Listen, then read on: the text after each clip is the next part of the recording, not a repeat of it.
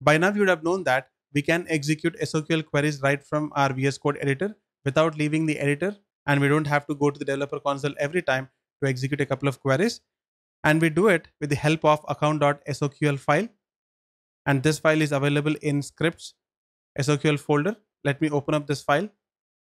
And the way it works is we need to write the query here, and after that we need to select the query, make sure that there is no semicolon towards the end of the query, and after that we need to execute a command, and the command is sfdx execute SOQL query with current selected text.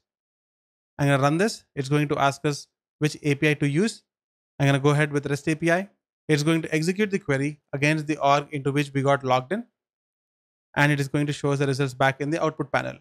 There you go. We got the response back from the server. Now there are a few hiccups with this approach, which is the IntelliSense that is available in this file, which is account.soql, is not that consistent. At times it works and at times it acts up.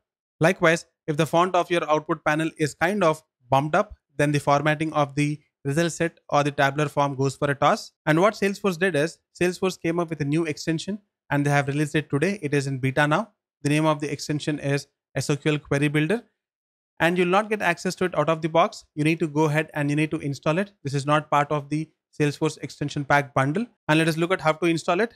Let me go back to the extensions panel. You can make use of the icon or you can make use of the keyboard shortcut. And here I'm going to search for SOQL. There you go. We have this. I'm going to click on this.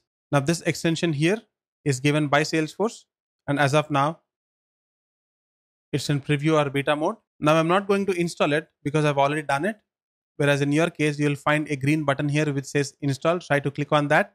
It's going to take a couple of seconds and it is going to install the extension for you. Once after this extension is installed, go back to the file explorer, hover on the file, right click, open with, we can choose SOQL Builder. It's going to show us the UI for us. Now we can make use of this UI and we can build our SOQL queries. I'm going to go ahead and choose the object. Let this be account. It's going to fetch all the fields and display it back to us. And this interface here is going to be very much similar to, and it is going to resemble Workbench. Now I can click on the fields. The moment I click on any field, it is going to add the field to the query here.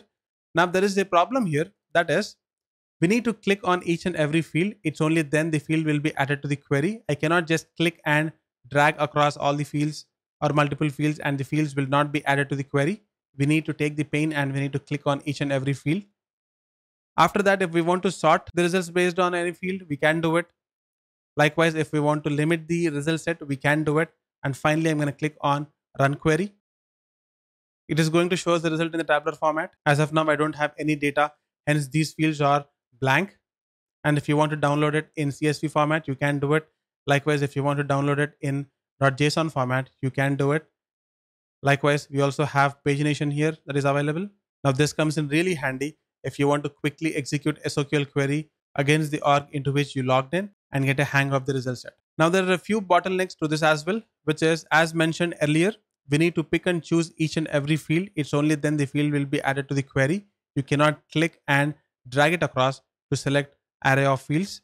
Likewise, once you click on run query, at this point of time, there is no indication that is being shown saying that it's working on fetching the results from the org, processing, so on and so forth. Likewise, if you want to build inner queries or complex queries, at this point of time, it's not that flexible to use SOQL Query Builder. Apart from a few things like this, we can go ahead and we can start using SOQL Query Builder. Trust me, it's going to be a lifesaver. Hope Salesforce puts more effort and focus on SOQL Query Builder and make it a lot more powerful and robust. That's all for this episode. See you in the next one.